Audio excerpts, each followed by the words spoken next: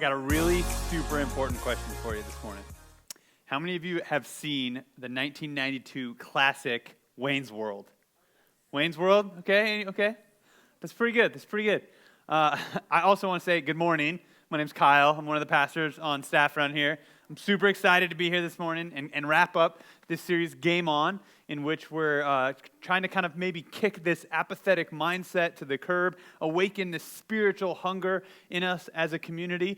All of those things are true. But I'm also really curious about how many people love Wayne's World, because it's an awesome movie from the 90s. And if you have no idea where I'm going with this, you're like, why are you talking about Wayne's World? Well, I'll just let you watch this. Take a look. Okay! Game on! Game on! Game on! He shoots, he scores! Oh! 1 for 1! That is going wild! Car!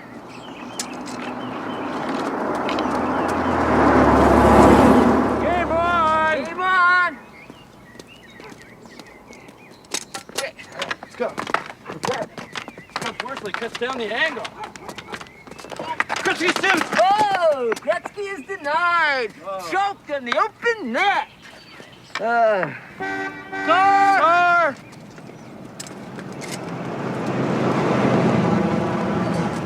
Game on! Game on! Uh-oh. Incoming. Stacy, 10 o'clock. Hi, Wayne. Hi.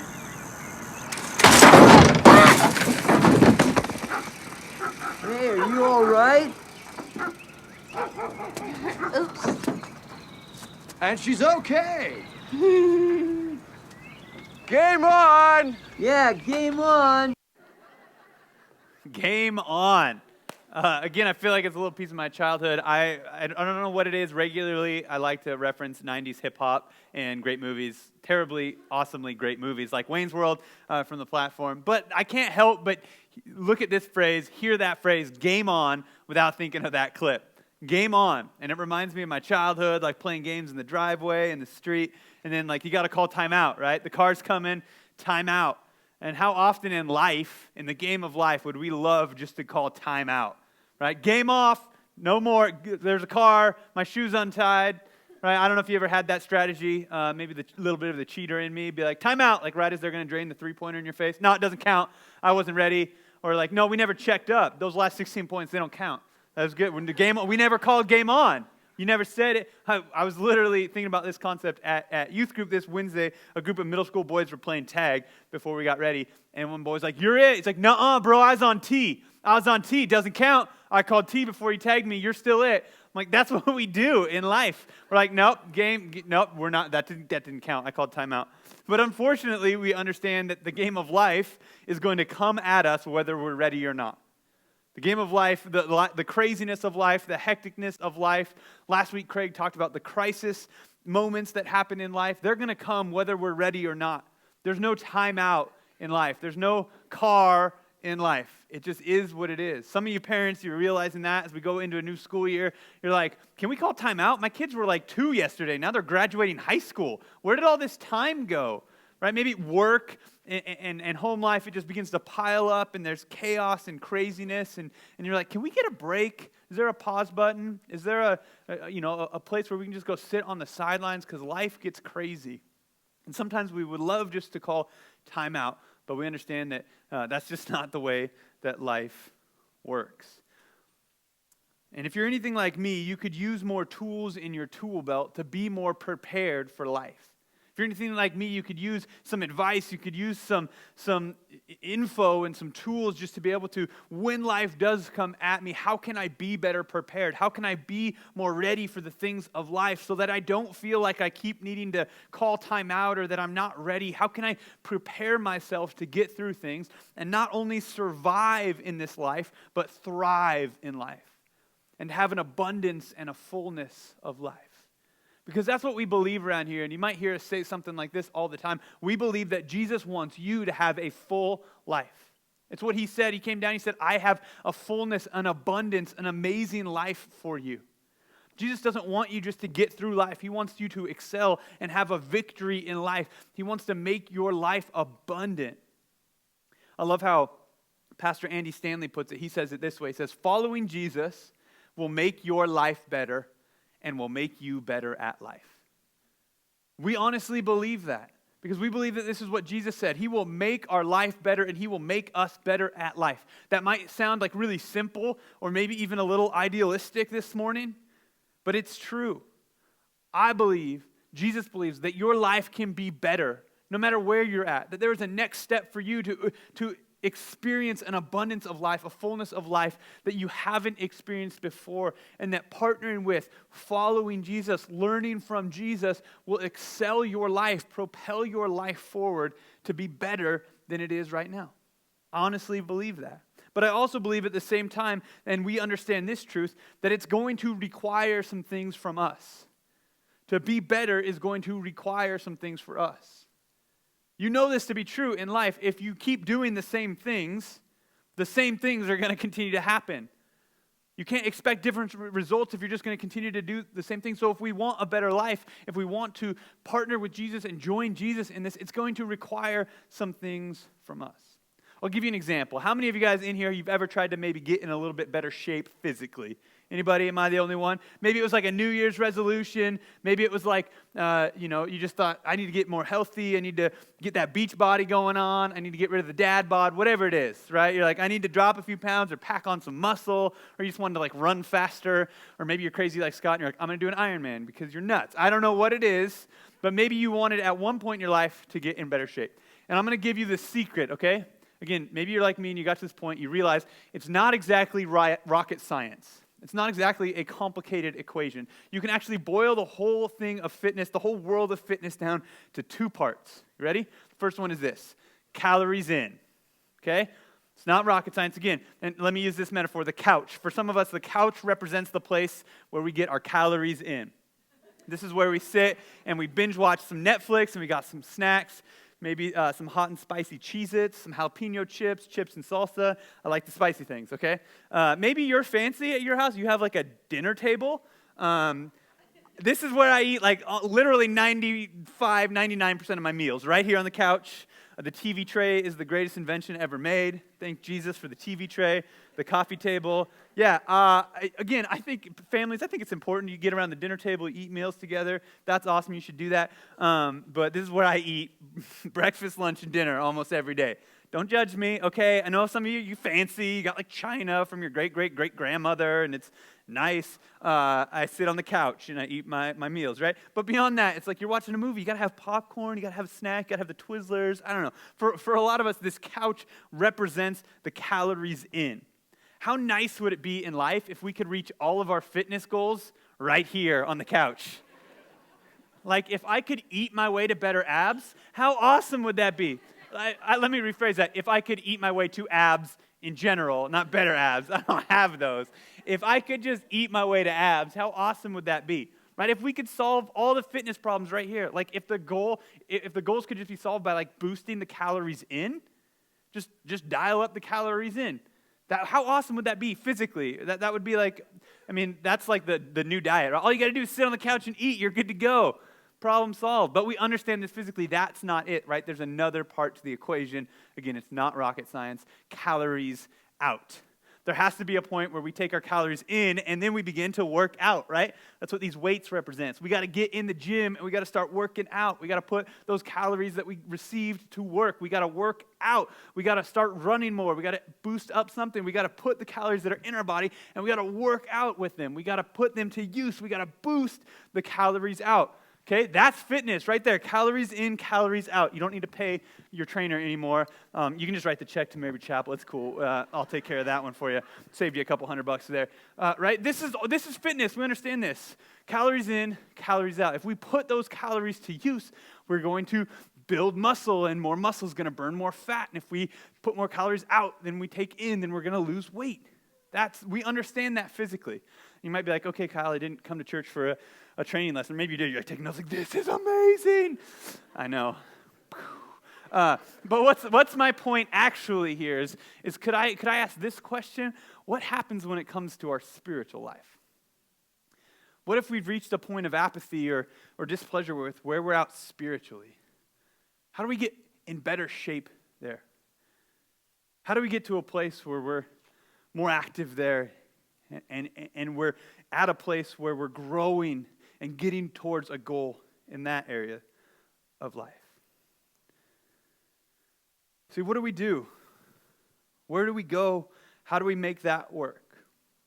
Like, what if you fall into one of these categories and you're at a place, maybe you're a curious skeptic and you're just trying to figure this whole Jesus thing out. You want your life to be better. You want to grow there. And you're trying to figure out, is there anything to this whole Jesus thing? Is there anything to this whole church and faith and spiritual thing to make my life more full? Is that where the answer is?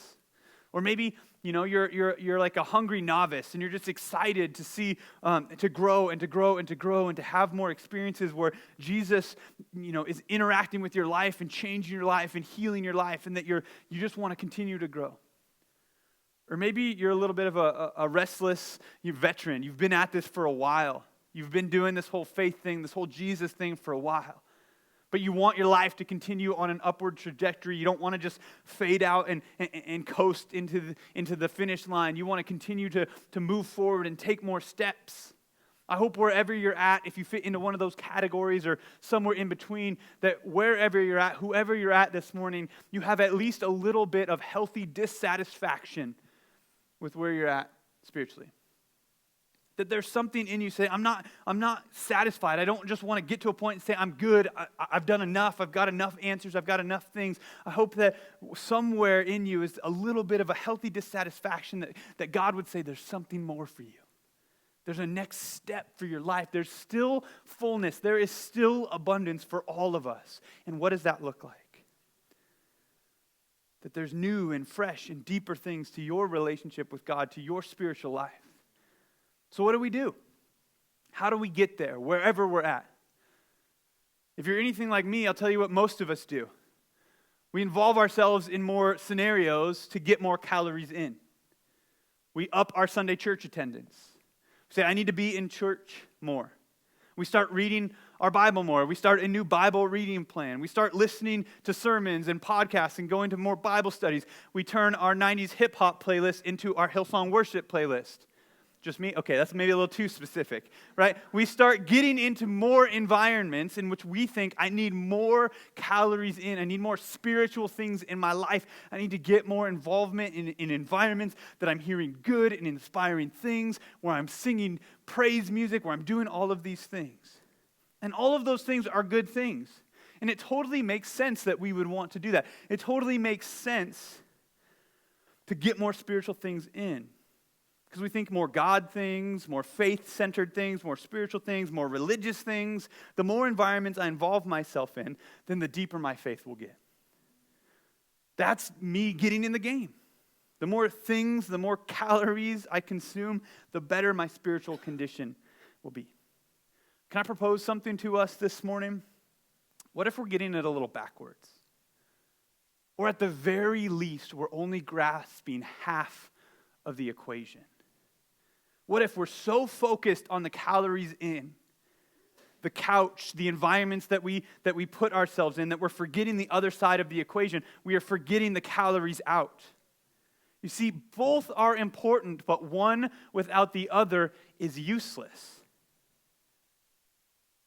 There's nothing wrong with the couch. I want you to hear me say that. There's nothing wrong with the environments of getting calories in, of receiving knowledge and receiving things from Jesus and putting ourselves in environments to read the Bible more and to hear more about the Bible and to hear more about Jesus and to experience that with other people. There's nothing wrong with the couch. There's nothing wrong with calories in.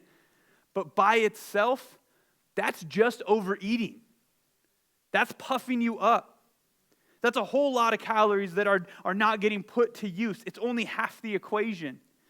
But when combined with the working out, combined with the putting into practice, into action, that's where we get healthy. That's where we grow spiritually. When we work out, when we begin to put into practice the things that God is working in, that's where the growth comes from. That's where those faith muscles are built and developed through life experience, through application of the experiences where God is working in. That's how we grow our faith. Again, I want you to understand that I'm not knocking on one or the other. Obviously, we're here in a gathering where we're consuming calories, spiritually speaking. Like, think about, again, physically, some of the people who are in the best shape eat the most calories.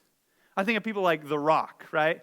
Dwayne The Rock Johnson, just stacked. Dude's just like muscles on top of more muscles on top of even more muscles. I'm like, I don't know how a human being is that big physically. He's just huge. And if you know anything, if you follow Rock on Instagram or anything like that, the dude eats ridiculous amounts of calories.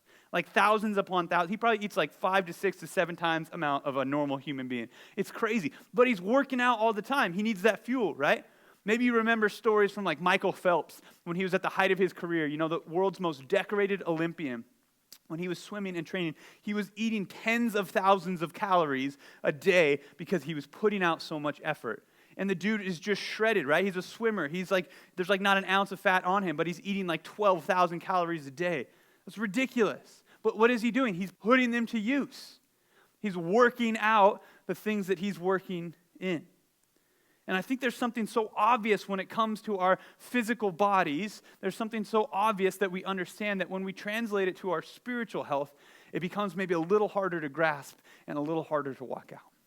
And I want to point to a place in the Bible where the Apostle Paul addresses this. The Apostle Paul was a guy who used a lot of this kind of language where he explained our physical development and related it to our spiritual development, and how often, so frequently in life, our physical development kind of mirrors this way that we grow spiritually. And one of the places that he does this is a book in the New Testament I want to point to in the Bible called Philippians. And it's a letter that the Apostle Paul writes to a church. And it's a relatively new church in the Roman colony of Philippi. And the context is actually pretty fascinating because Paul is writing this letter to his friends, to a church from prison. And this church is a church that Paul helped plant. He has been to Philippi. He has met these people, and they were all relatively new in their faith. This whole Jesus movement was really early. And so Paul was going from place to place, kind of helping people who were following the way of Jesus and encouraging them and giving them wisdom and kind of giving them some direction and maybe a little organization behind what they were doing. And he was basically planting churches in these different cities. And he loved them and cared for them, kind of like a spiritual father who felt like he had some investment here. So he's done that. Now he's away. He's in prison. And he's writing this letter to continue to encourage them, to continue to give them hope, to continue to give them a little direction and push forward in their spiritual life. So he's going to describe for them in the passage that we're going to take a look at today, he's going to describe to them the game plan to help push them forward in their faith. The game plan to go from where they're at to a better life, to go from where they're at to more of a game-on experience in life. He's going to give them a roadmap. He's going to give them instruction. He's going to give them encouragement about how to get in better spiritual shape. We find it in Philippians chapter 2, verse 12 and 13. It says this, "Therefore, my dear friends," again, he cares about them deeply, "as you have always obeyed, not only in my presence, but now much more in my absence, continue to work out your salvation with fear and trembling."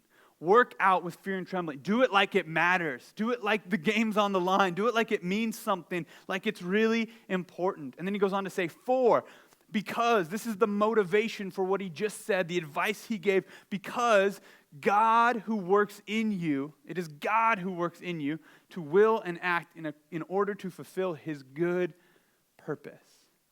See, this verse is the motivation to the verse before it. We work out because God is working in.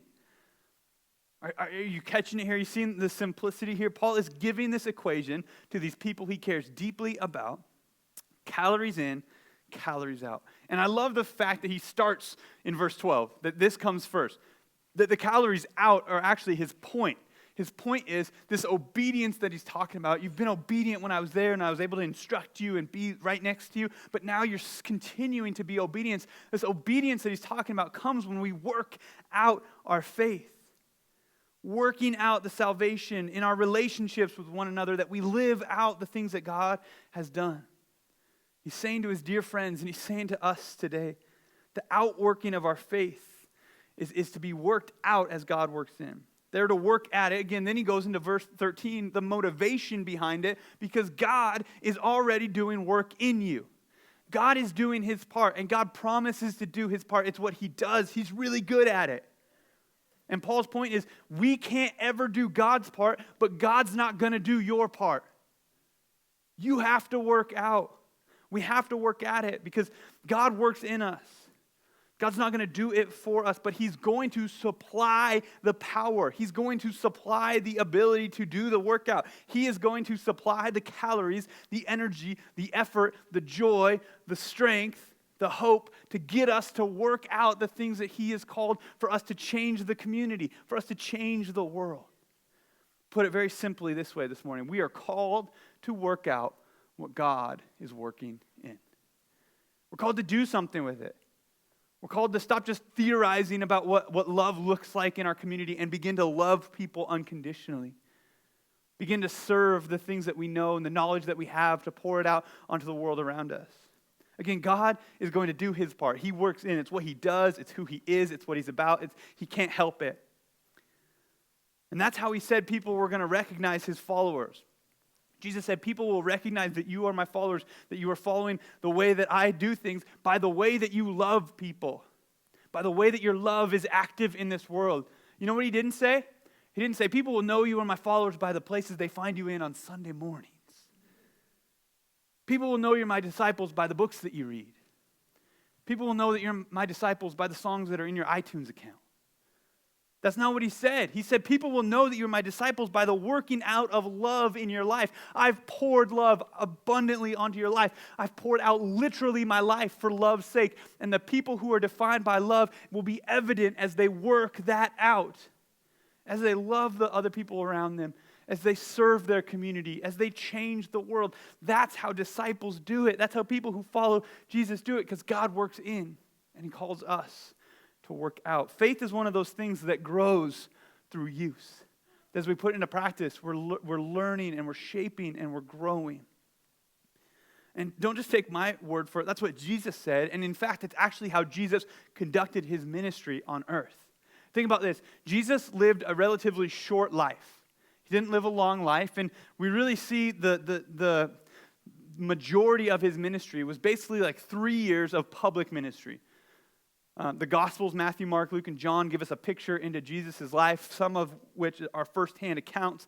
And we learn a little bit about Jesus' birth and His upbringing, but the majority of the content comes from the 3 years that Jesus spent really doing public ministry. He gathered people to Him. He called people to come follow Him, to learn from Him, to get wisdom from Him, to get knowledge. And then He called them to go do something with it. And we think about Jesus, we think of 3 years. That's a relatively short time to spend with God in flesh. And watch what Jesus did as He called people to Him, but then He called people to work out what they were working in. Luke 9 says it this way. When Jesus had called the 12 together, most of us know the 12, Jesus is kind of His core group, His homies, His crew, His bros, whatever. He had 12 guys that were really close to Him, that followed Him wherever He went, that learned from Him. He calls them together. He gives them the power. He works in them, gives them the power and the authority to drive out all demons, to cure diseases, and He sent them out. He sent them out to proclaim the kingdom of God and to heal the sick. He gives the power. He supplies the calories. He gives a Holy Spirit protein shake, and He says, there you go. You got enough calories. Now go do something with it. Right? And then just one chapter later, He does it again with some more people. In chapter 10, it says, after this, the Lord appointed 72 others. A lot of times we think about Jesus' disciples and Jesus' followers, and we just think about 12 people. There was hundreds of people that were following Jesus. Jesus was irresistible, and people wanted to know about this guy and wanted to learn from Him, wanted to hang on every word. There's hundreds of people who followed after Jesus. So in this instance, He appoints 72, and He sent them out, 2 by 2, ahead of Him to every town and place where He was about to go. He tells them this. He told them, the harvest is plentiful, but the workers are few. Ask the Lord of the harvest, therefore, to send out workers into His harvest field. This is Jesus. This is how He's communicating with people who are following Him. And again, if you're anything like me, my thought process begins to go, this is Jesus we're talking about. And this is 3 years of His life. And He's already telling these people, I'm not going to be here very long. I'm going to have to go away. I'm going to give my life. I'm going to die. 3 years. I'm thinking, if I got 3 years with Jesus, I'm going to be on your hip, bro. I'm going to be right next to you. I'm going to be plugged in. I'm going to hang on every word you say. Don't ever leave me. If you go anywhere, I'm right behind you. right? Jesus, I need to get as much of Jesus as I can. I need to get as many environments with Jesus as I can. I need to hear as many of Jesus' words as I can. I got to be in this environment. I got to receive some calories. I got to receive this glorious wisdom and knowledge and love. And Jesus is going, no, you're missing the point. I can't spend 3 years just working in. I can't spend 3 years working in. You got to go work out. I've given you this so that you can do something with it and watch the faith and the way that you're going to grow in knowledge and love and compassion by going and doing it. We can theorize all day. I can tell you about it all day, but until you go get your hands dirty, until you go actually learn what it is to love people, that's when those faith muscles are going to grow. That's when you're going to learn how compassion expresses itself. You've seen me do it to you, and now I need you to go do it for others. Work it out. He sends them out. That's fascinating to me because I think we miss that a lot. So I'd ask you this question. It's a real honest question. It's a challenging question. It's a personal question to you today. Is what's keeping you on the couch? What is it for you that's keeping you from getting your hands dirty, from working out what God is working in? Again, I get it. I'm speaking to a group of people who are sitting in pews, literally receiving calories in from a gathering in which we design to grow together and be in community together where we receive information together. But it can't stop there. What is it for you that's, been a roadblock, a barrier for you to get over? Maybe you're saying, Kyle, I'm just not ready. I'm terrified. I don't feel like I have the skill set to actually go serve people and love people and be generous and communicate the truths that I know or that I'm still trying to figure out. I don't have the time. I'm just trying to get this whole Jesus thing figured out. I don't have all the answers. I barely know who he is or what this thing's all about. I don't have enough answers, skills, whatever, fill in the blank. Can I just encourage you this morning? I think together we need to know this. Jesus is looking for participants, not perfectionists. Jesus wants us to get in the game. Jesus is looking for participants, not perfectionists. I think this holds us up all the time saying, I'm not enough of this yet. I'm not perfect enough. I'm not ready. I don't have enough of this. Can I just remind you, none of us are ready. I'm not ready. I will never be ready as we define it. There's always going to be something else. But Jesus is saying, you're going to grow more by working out than you will ever grow just receiving. That's how faith works. He doesn't expect us to be perfect. This is what I love about a relationship with God. He doesn't call us to be ready. He just calls us to be available. He says, if you're available, man, I can work in and watch what happens when you work out. Those muscles are going to start to grow. That love is going to start to grow in you. That faith, that joy, that hope, the way that expresses itself is going to grow the more you work it out. Working in is only going to do so much. He just wants us to be available, to be willing. Wouldn't you much rather fail participating than fail watching? I know I would. Some of us, that's terrifying. We're like, no, I don't want to fail at all, right? But what we do when we sit on the couch, when we stand on the sidelines, when we're scared, we don't participate at all. So we don't do anything. I would much rather get in the game and fall on my face than never have participated at all. And maybe I'm weird in that because I've been there. I've done that. I've tried and I've failed. I've made mistakes. But I think it's a pretty limiting view of God if we think that, I can't serve in kids ministry because I might mess up the life of a student. I think God's got that student. I believe that there's a big, powerful God that's pursuing that student, and he can use you to work in them. You're not going to mess it up that bad. I honestly believe that. I think God's bigger than your mistakes. I do. And so I think sometimes we're like, I don't want to get in the game. It's scary. Man, I've been there. I was never really good at sports growing up. I was okay. I was decent, but I wasn't like the star athlete. But all growing up, I was involved in a bunch of sports. My dad was like our coach for like everything we did. I played soccer and baseball and basketball. And I played most of the sports all the way through middle school. And again, I was on what we called the bubble. I don't know if you guys are familiar with the bubble. I wasn't good enough to be on varsity, not quite good enough to be on varsity, but I was pretty good at JV. So I was like on this bubble. So I was like right in between. I was like starting on JV, and maybe sometimes I could ride the bench on varsity. So I remember it vividly, 8th grade, I was on the bubble. So sometimes what I would do is I would get to suit up for the varsity game and sit on the bench. I'm like, I'm on varsity. I don't play. I don't do anything, but I sit on the bench. And then if you didn't get to play in the varsity game, they would let you play in the JV game. So I would start those games and vice versa. So I remember one day, I suited up for the varsity. I'm in the big leagues, which big leagues are 8th grade middle school basketball, if you weren't catching the drift there. That's what everybody envisions for their life. Like, I'm going to be a professional, a.k.a. middle school, 8th grade Green Acres Junior High, go Bruins. I was excited. So I'm suited up. I'm ready to go.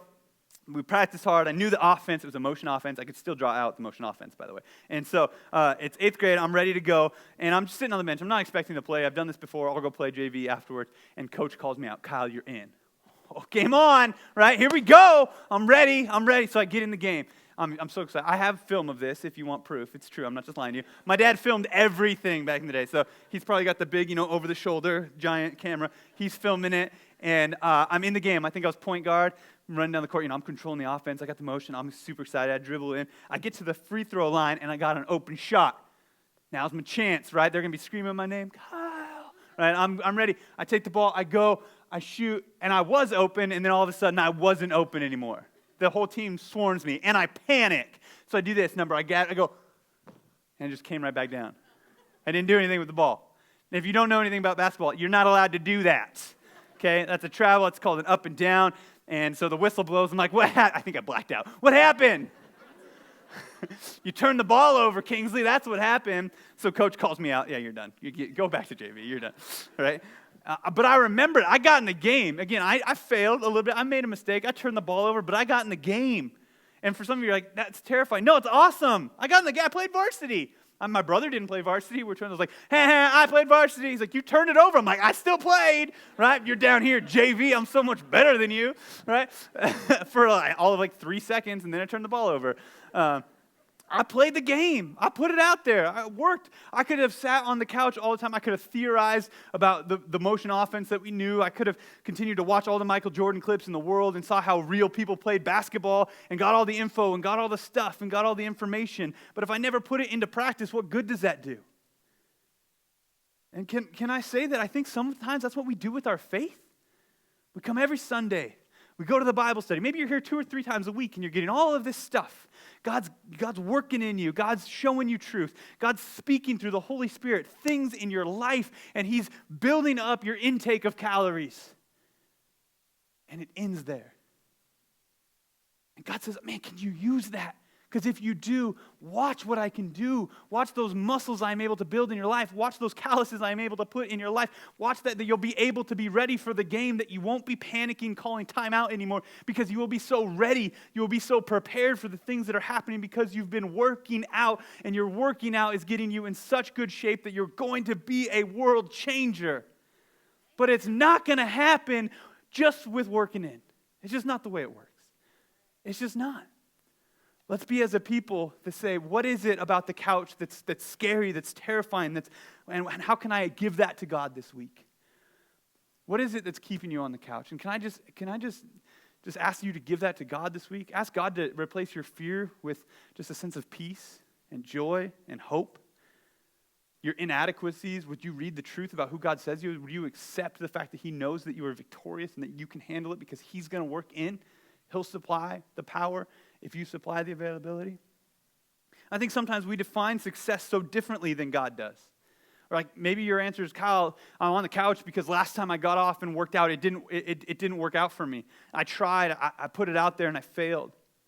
Or maybe we define success so differently. I think that in our culture, we're fighting with this consistency we define success so differently, and we define it so immediately.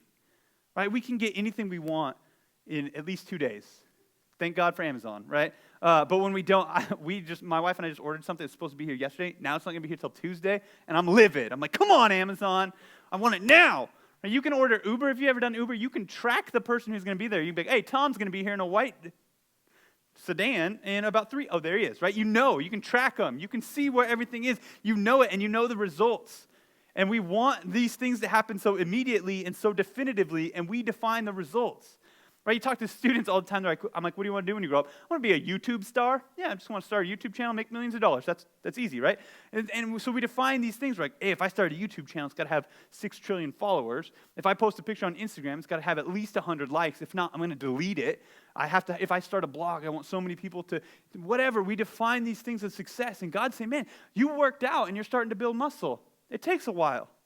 Can you just be vulnerable and say, God, this is hard, this is difficult, but I know that you're going to do something through it. I know that you're going to build that. I know that you're going to use my life to impact somebody else's. It takes a while, but trusting God. So here's the question, the application question for us today. What does it look like for you to work out what God is working in? This is that vulnerable question, that honest question for us today as we come. This is the application. I feel like I could give you like a 5-step plan to get in spiritual shape, but I don't think it's that complicated. I think for you, maybe even the Holy Spirit speaking to you now, you know what it is for you to take your next step in working out what God is working in. Maybe you need to just start serving. Maybe you need to serve on a ministry team around here. We have tons of great environments for you to get involved. Maybe instead of just walking in and being like, hey, it's really nice, that person's greeting me. They made my environment better. You could be that person on the other side greeting someone to make their environment better. You could serve your community, you love your neighbor. You could start practicing generosity. You could start in your own family, serving your family and loving your family the way Jesus has called you to do as you begin to work out and put into practice the things that God is doing in you. That you could let kindness and love define your interactions with people as God works in you. The way that you interact with your coworkers and strangers begins to be shaped by who God is, and it's working out in you. I promise you that this is where your faith is going to grow in leaps and bounds. You might notice some growth as you continue to receive calories in, but I promise you it's exponential when you begin to put calories out. I mean, you can read about compassion and kindness, or you could go be a reading buddy at Trent and help propel the life of an elementary student forward. I promise you, your compassion levels will be raised and your faith will be worked out as you care more for your community. It's what happens. You can sit in rows, you can attend more Bible studies and read more devotionals, you can do all that stuff, or you can show up on a Wednesday night in a middle school guy's small group and help a middle school student see what it looks like to find and follow Jesus in his own context. I promise you, God will rock your world in your level of compassion and love and caring for the next generation. You could serve once a month in kids ministry and watch what God does as you're just available to love on some kids in a cool context. Your heart will begin to grow and your love capacity as it pours out of you will be exponentially better because you're working at what God is working in. There's a step for you in this room. I know it. No matter where you're at, no matter what your spiritual condition is, God wants to take you to the next level.